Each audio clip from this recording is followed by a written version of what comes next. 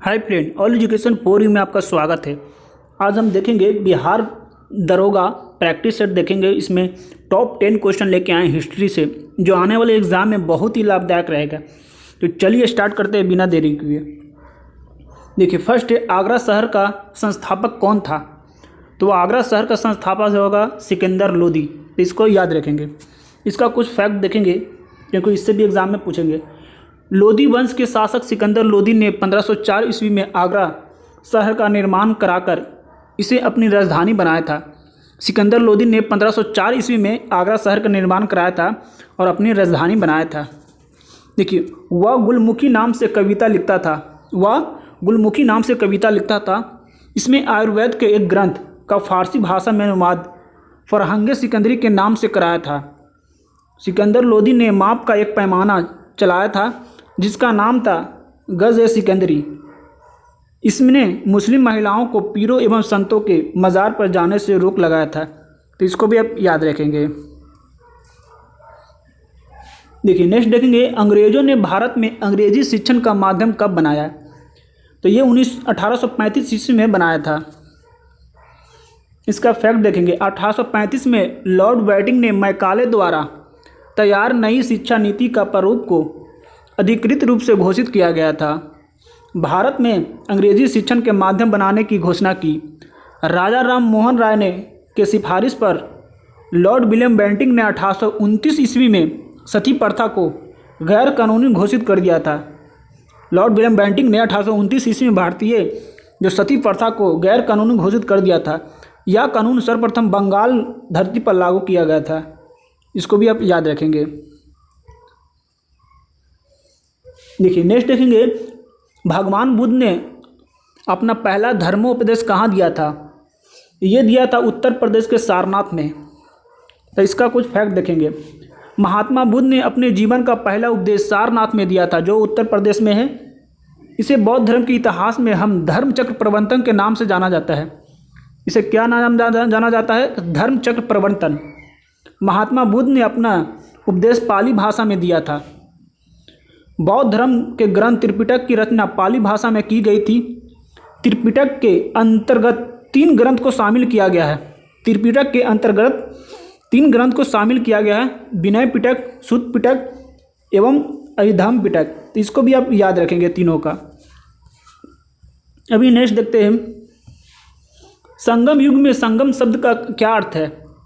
तो इसका अर्थ है कवियों का सभा, कवियों का सगा। इसका फैक्ट देखेंगे। प्राचीन भारत में दक्षिण में तमिल कवियों द्वारा सभाओं द्वारा गोष्ठियों का आयोजन किया गया था। इन गोष्ठियों में विद्वानों के मत विभिन्न भाषाओं पर विचार विमर्श किया जाता था। संगम के नाम से जाना जाता है। इस फैक्ट को याद रखेंगे। नेक्स्ट है अकबर ने दूसरी राजधानी कौन सी थी। अकबर की दूसरी राजधानी थी फतेहपुर सिकरी। इसको याद रखेंगे। उसका फैक्ट देखेंगे कुछ हम। चित्तौड़ और रणथंभौर पर सैनिक विजय प्राप्त करने के बाद अकबर ने सूफी संत सलीम चिश्ती का सम्मान करने के लिए अपनी राजधानी आगरा से किसी एक नए स्थान पर स्थापित करने का फैसला किया। उसने शहर का नाम फतेहाबाद रखा था। बाद में इसका नाम फतेहपुर सिकरी पड़ गया। ये फैक्ट को आपको याद रखना है। देखिए, नेक्स्ट देखेंगे भारत के लिए समुद्री मार्ग की खोज करने वाला प्रथम देश कौन सा था। तो ये पुर्तगाल था।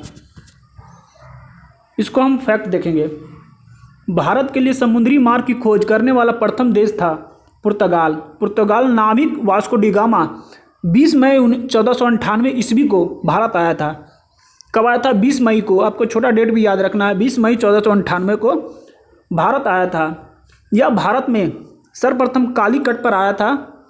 उस समय कालीकट का शासक जमोरिन था। कालीकट का शासक कौन था? जमोरिन था। भारत में पुर्तगालियों का प्रथम गवर्नर अडमिडियार था। उसने समुद्री व्यापार पर अपना नियंत्रण स्थापित करके जिस नीति का प्रतिपादन किया था उसे हम नीली पानी के नीति के नाम से जानते हैं।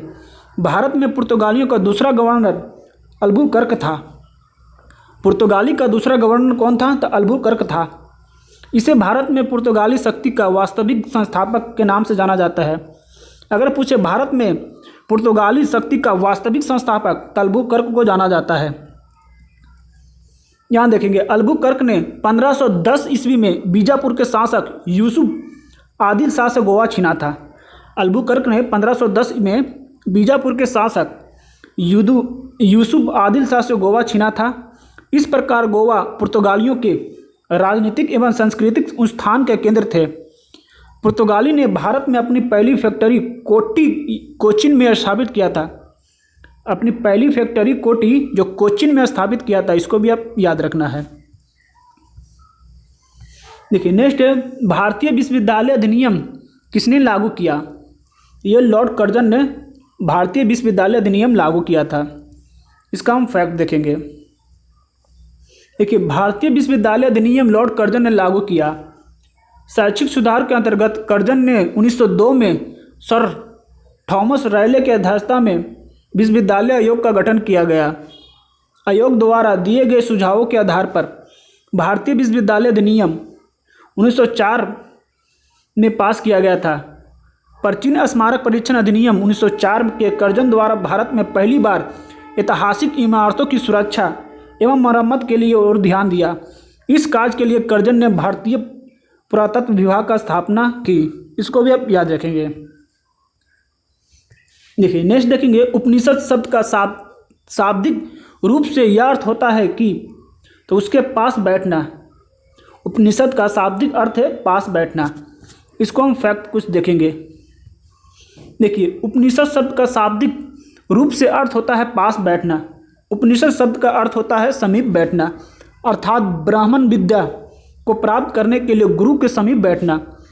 उपनिषद से हमें दार्शनिक बातों का विषय में राजनीतिक मिलता है, जानकारी मिलता है। उपनिषद को हम ब्रह्म विद्या, वेदों को सार या वेदांत के नाम से भी जानते हैं। भारत का आदर्श वाक्य सत्यमेव जयते एक उपनिषद से लिया गया है, जिसका नाम है मुंडो उपनिषद। इसको ही याद रखेंगे। देखिए नेक्स्ट है, निम्नलिखित वैदिक संस्थाओं में भारतीय संगीत का उद्गम किससे खोजा जा सकता है? तो ये खोजा जा सकता है सामवेद में। सामवेद में संगीत में उद्गम खोजा जा सकता है। इसका कुछ फैक्ट देखेंगे। सामवेद का संबंध संगीत से है। सामवेद का संबंध है संगीत से। भारतीय संगीत के इतिहासकार के क्षेत्र में सामवेद का महत्वपूर्ण योगदान है।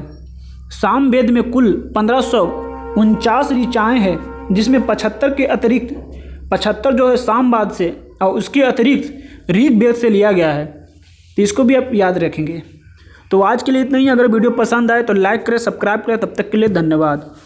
और कमेंट में ज़रूर बताएं कि यह वीडियो आपको कैसा लगा और किस तरह के वीडियो चाहते हैं, ये भी कमेंट्स में ज़रूर लिखें।